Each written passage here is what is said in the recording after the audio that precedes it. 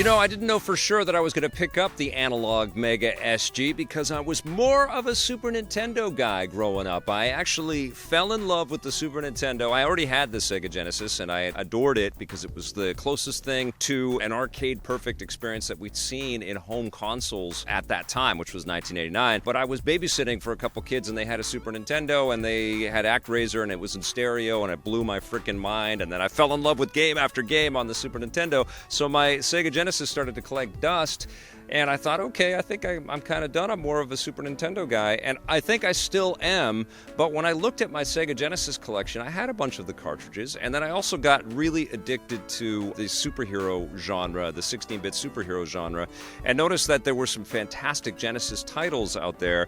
And so when Analogue announced that the Mega SG was coming, and I was already in love with the Super NT, which I've talked about before on this channel, I said, you know what, I'm doing this. And this is not an easy decision because the Mega SG, which perfectly recreates a Sega Genesis from a hardware standpoint, it's not an emulator. It actually has all the innards and the guts that will accept a cartridge perfectly. So it's not like you're loading a cartridge into memory and it's playing from it. You need to plug the cartridge in and it needs to play it one-to-one. So there's no slippage, the audio is exactly what you think, and it's all rendered through the much more up-to-date processors, and it puts everything through an HDMI signal up to 1080p. So it's as perfect a replication of your memories of what a Sega Genesis game looked like, but for the modern age. And it's not inexpensive. It's over $200 US when all is said and done, and that's a lot of dough to plunk down on a system that's playing games upwards of 25 years old. Still, this machine surprised the hell out of me because I wasn't expecting to fall back in love with Sega Genesis and Sega Genesis games, but I really did, and I really appreciated that even though the artistry is different and maybe you could argue not as refined as some of the stuff that you find on Super Nintendo, there was a unique elegance and a unique craft that was on display there, especially from the Sega published titles. Sega Genesis titles like the Spider-Man game that Sega published, where you could swing around and take care of bad guys, and you can also pause the game and select a camera and take pictures of some of the crimes that you defeat so you can earn money so you can buy new web shooters. It's just such a brilliant title. And then there were those amazing X-Men games, X-Men 1 and 2. X-Men 1 is incredibly difficult but beautiful, and X-Men 2 is just a refinement, and it's just loaded with all kinds of great features, and it starts off with a bang where you don't even know what's happening because you're in a blizzard and you got to defeat all kinds of bad guys. This is before the credits or any kind of title screen pops up. You're in the game, and it's amazing. And I started to kind of dive deeper into the Genesis catalog, games that I hadn't played before. Classics like Gargoyles, which I hadn't played since back in the day. Incredible, impeccable platformers like the classics like Aladdin and Earthworm Jim, of course. But one that I discovered again, which I couldn't believe how polished it was, is the Pitfall Mayan adventure from Activision.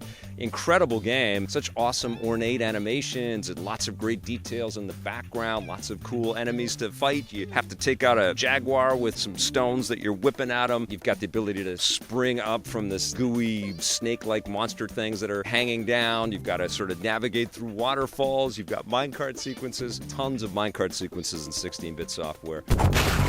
Really fun to play that. Really fun to play titles like BattleTech, where you're controlling a giant armored mech thing and you got to manage your ammunition and the heat that your machine is giving off. Danger, overheating. Road Rash 3 was a blast to jump back into, where I was just blown away by the imaginative problem solving of the developers to create an organic feeling, amorphous road for us to race around in. It's not just like straight angles and it's all clunky. It just felt like it was like a living organism where you're sort of traveling. Now, certainly the other racers and the cars coming towards you look a little choppy and a little like bam, bam, bam, like they're coming in that way, but you can get smacked off your bike and you're running back for your bike, and the animations, rudimentary and crude, especially when blown up onto a giant screen. It's still amazing work, and it's great to see titles like that.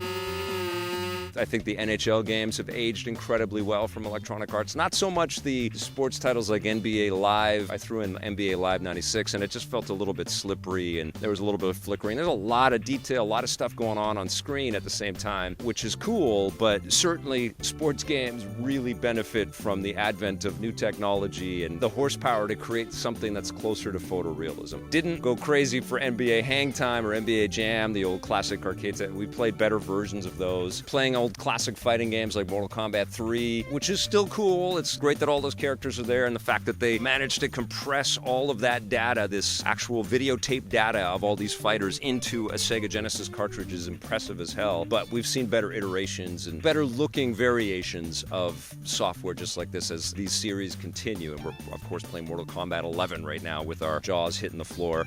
I played Samurai Shodown on the Sega Genesis, and it was okay, but I noticed that there was, a little bit of slowdown, a little bit of a choppiness. It didn't match what was capable on Neo Geo's own home console or even the 3DO version of Samurai Shodown, which all came out roughly around that same period, so it's a little less impressive. There were tons of fighting games for the Genesis, but it wasn't really the fighting game system. I think I preferred the fighting games on the Super Nintendo, if we're talking 16-bit. The one thing that I will say is Sega has done a fairly good job at emulating its software and releasing it in packages, and of course we've got the mini Sega Genesis coming out later this year. So it wasn't really the Sega first-party stuff that made me want to pull the trigger and pick up the Mega SG. Although Sega First Party has published a lot of licensed stuff, primarily that's the stuff that is really fascinating to me because it acts like a time capsule. It acts like these old 16-bit cartridges that are based on beloved properties. On the Super Nintendo, you got Teenage Mutant Ninja Turtles, and I've got Spawn and Phantom and RoboCop and stuff like that. And on the Genesis, I had the X-Men titles and Spider-Man. I've got a Wolverine, Adamantium's Rage. I've got Maximum Carnage, the Spider-Man beat-em-up, which I know is probably arguably a little bit better on the Super Nintendo because of the music and stuff, but it's still really fun to play. I've got the red cartridge that I slap into the Mega SG, and it looks incredible. And that's the thing, is the library is huge and there's lots of great titles, but they've never looked better, when you put the cartridge in. And the one thing the Mega SG does, it does a couple things. You can actually connect it to the Sega CD. I couldn't find the power supply, so I couldn't get my Sega CD to work, and quite frankly, I've got a small library of Sega CD games, but I doubt I'll ever really dive into that stuff. I bought this machine primarily for Sega Genesis cartridges, and similarly, it will play Sega Master System games. I never got into that console. I just tried a bunch of Sega Master System games at Anime North, the expo that I was just at in Toronto, and I thought they were okay, but I thought the NES outclassed the Sega Master System. Sacrilege to some of you, I know. And so I don't have a library of Master System titles. I don't know which games to get. I am curious, I'm intrigued, especially because my Mega SG will play some of those games. So if you've got a collection of 5 games for the Master System that you think I should check out, let me know in the comments below. And I will say that I'm not really a big fan of diving into super old 8-bit role-playing games, just because role-playing games take so much time and there's so many more recent role-playing experiences that I would rather devote my time to. So keep it more action-oriented. But if you've got Master System titles that you think I should check out for this machine, please let me know. What do I think of the Mega SG, and should it be something that everybody should pick up?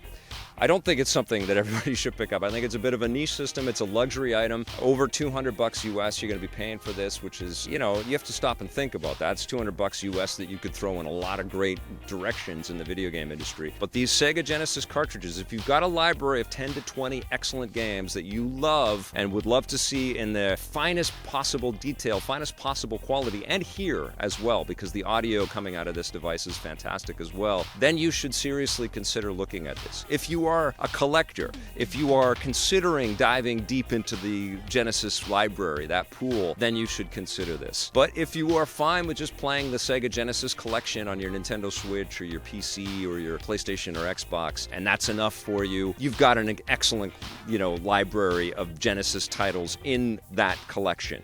Or maybe you're going to get the mini Sega Genesis down the road. That's going to be a big chunk of games, right? And I wouldn't even really go after a lot of that first-party stuff if you've already got these collections or you're going to get the mini Sega Genesis. Go after the more obscure titles, the licensed titles that they have a tough time kind of rebooting or getting back out there again. One cartridge that's very elusive and I haven't been able to track down yet, and because it's supposed to be super expensive, is the Punisher. And another one is Captain America and the Avengers, which I've heard are great. Both games are great on the Genesis. I want those. That's what's interesting me, and that's why I've been adoring and loving this experience. The Mega SG is wonderful. I think I like the Super NT a little bit more because I like the Super Nintendo library more, but I have been shocked at how much I love the Mega SG and how grateful I am that a company like Analogue exists, where they just fetishize and just make hardware that is just so sleek and slick, but you're going to pay a hefty price for it. I'm going to give the Mega SG a 9 out of 10.